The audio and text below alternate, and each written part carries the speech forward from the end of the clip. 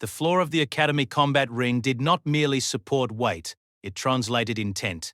To a Skralox like Vreth Solkai, the fine-tuned seismic sensors embedded beneath the composite plating acted as a secondary nervous system. Standing at the edge of the observation tier, he felt the heavy rhythmic thrum of the 4 Krovak senior cadets as they paced their side of the square. Their footfalls were tectonic, each strike of their clawed heels sending a jagged spike of data into Vreth's primary manipulators. Their scales were already darkening, shifting from a dull olive to a deep obsidian sheen that signaled the hardening of their natural armor. Vreth looked down at the digital betting slip trembling in his grip. The interface was flickering, a cheap low-rent display hacked together by the Krovak to facilitate the afternoon's entertainment. It was a mundane piece of data, yet it carried the weight of the room's arrogance. 200 credits had been pooled against the human. The primary wager, set by the lead antagonist Corvesh, was stark. The Deathworld Girl would hit the floor in under 8 seconds. Beneath the observation deck, something shifted.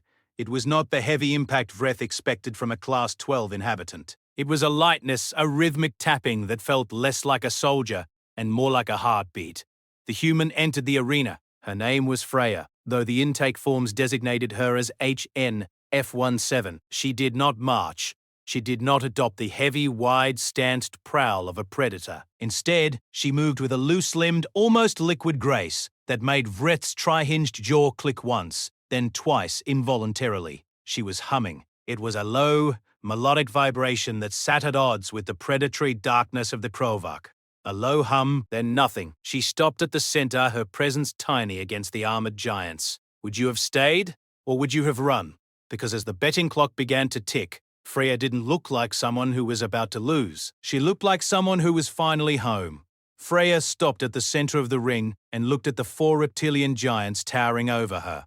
She didn't seem to see the sharpened ridged spines along their forearms or the way Corvesh's scales were clicking as they locked into combat configuration. Instead, she reached into the pocket of her thin fabric training pants and pulled out a small, curved strip of vulcanized polymer. It was translucent, slightly bitten at the edges, and entirely unimpressive. With a casual flick of her wrist, she popped it into her mouth, settling it over her upper teeth with a practiced twitch of her lip. Vreth's optical sensor zoomed in, capturing the detail for his trainee logged. The scanner struggled to categorize the object, the light dancing off its curved surface. Finally, the system spat out a tentative classification: oral structural reinforcement, material, vulcanized polymer, purpose, unknown, possibly ceremonial. It was a strange, small thing. While the Krovak were encased in full jaw plates and reinforced cranium guards designed to withstand the impact of a kinetic hammer, the human had chosen a single piece of plastic. It raised a question that Vreth could not shake, a cold splinter of doubt that vibrated through his insectoid frame. If she wasn't protecting her face from their fists, what was she preparing for? Which meant the readings were wrong. The Krovak did not care about ceremonial plastic. Corvesh stepped forward, his armored chest expanding as he let out a low, guttural hiss. The sound was designed to trigger the ancestral fear of any species with a spine, a frequency that echoed the death rattle of 1,000 different prey animals. In the gallery, a Pelethy student went completely rigid, his elastic skin tightening until he resembled a statue of polished stone. 8 seconds, little mammal, Corvsh growled. The sound like grinding stones. That is the gift I give you. After that, the floor. Freya didn't growl back. She didn't even drop into a combat stance. Instead, she looked toward the arena's audio technician, a nervous Varennath whose bioluminescence was currently a frantic, pulsing violet. "Hey!" she called out, her voice bright and terrifyingly calm. "Can you play something with a bit more kick? I need to get my blood moving." A few moments later, the silence of the arena was shattered. It wasn't a roar or a scream, but something far more invasive. It was the sound of earth, heavy metal music, the deep, distorted growl of electric guitars, and the frantic rhythmic assault of a drum kit began to bleed through the high-fidelity speakers. In the gallery, 3 different species immediately reached for their waxy canisters of ear membrane sealant, their bodies recoiling from the chaotic resonance. To the aliens, it was noise. To the human, it was a tempo. Freya began to stretch. She didn't do the standard military lunges or the stiff isometric rotations favored by the Academy. She dropped into a full split, her hamstrings pressing against the cold floor with an elasticity that defied the Skrelok's understanding of bipedal anatomy. Then, with a sudden burst of momentum, she transitioned into a handstand against the arena wall. So, she moved her legs through the air in slow, controlled arcs, her body a coiled spring of muscle and bone that seemed to find the music's jagged rhythm. Vreth watched her, his jaw hinges clicking rhythmically in the freeze state reserved for Apex threats. He looked at the betting slip again, the flickering light of the display showing the 8-second countdown. It suddenly felt less like a prediction and more like a frantic hope. He looked back at Freya, who was now upside down, a goofy, lopsided smile appearing on her face despite the polymer strip in her mouth. She looked like she was performing a floor routine for an audience of ghosts. The Krovak moved. They didn't wait for the official signal. Corvish barked a command, and the 4 armored cadets began to close the distance, their darkened scales absorbing the harsh arena lights. They moved like a closing fist, confident that the tiny humming creature in the center would break upon contact. The arena did not explode into violence. It dissolved into choreography.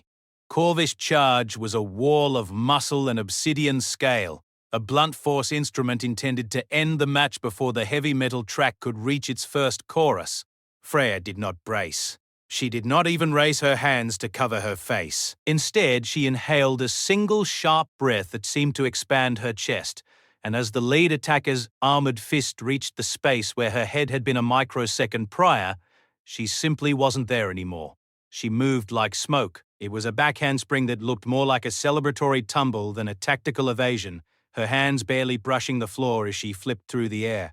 She landed softly behind the second attacker, her movements liquid and frighteningly precise. Before the Krover could compensate for the sudden vacuum in front of him, Freya reached out. Her touch was light, almost casual, as she caught the second attacker's elbow and redirected his forward momentum with the grace of a dancer leading a partner. The Krovak tumbled forward, his own massive weight and the kinetic energy of his unchecked aggression turning into a weapon against him as he collided with his brother in arms, their armored scale plates shattering with a sound like tectonic plates grinding together in a deep, subterranean cave. She didn't miss. The 2 giants crashed into the reinforced arena wall, their darkened scales cracking like parched earth. Vreth watched from the observation deck, his tri-hinged jaw clicking in a frantic staccato rhythm that mirrored his internal panic. The Voronath medic on standby was no longer just flickering. He was a strobe light of emergency crimson, his bioluminescence washing over the arena in waves of alarm. Freya came to a halt. She stood in the center of the ring, her loose-limbed posture returning as she looked at the remaining 2 attackers. She didn't drop into a crouch. She didn't snarl.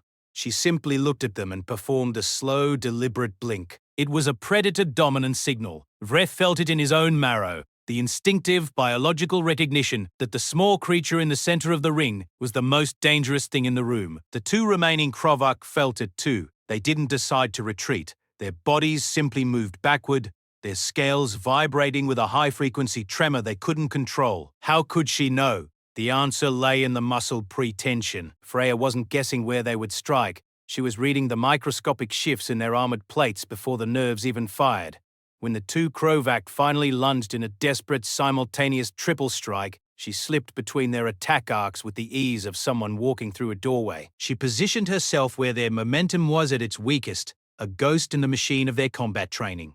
"Oh, was that the test?" she asked, her voice cutting through the distorted guitars of the music. "I thought it was the warm-up." An elder Skrelok in the gallery whispered a phrase that Vreth's translator struggled to process. "I've only read about this in Extinction Records." The match ended not with a finishing blow, but with a realization. The med bay sensors had finally synced with the arena's internal scanners, and the data was flooding Vreth's handheld. He looked at the numbers, his secondary heart skipping a beat. Human bone impact tolerance, 740 newtons per square centimeter. Krovak armor fracture threshold, 340. Freya hadn't been fighting to survive. She had been fighting to restrain herself.